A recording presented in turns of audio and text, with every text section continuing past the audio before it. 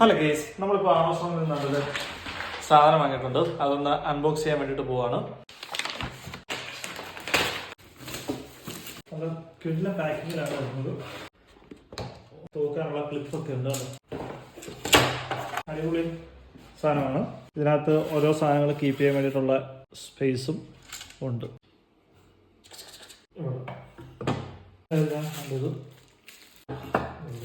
നമ്മൾ വെച്ചിട്ട് നമുക്ക് ഒഴിക്കാൻ പറ്റുന്ന രീതിയിൽ ഇത് 50 ml, അതുപോലെ തന്നെ 30 ml, 30 ml, 15 ml ഓപ്പണർ, ഷാമ്പയിനും മറ്റേ വൈനൊക്കെ ഓപ്പണർ. ഇത് നമ്മുടെ ബോട്ടിൽ ഫിക്സ് ചെയ്യുന്ന സാധനമാണ്.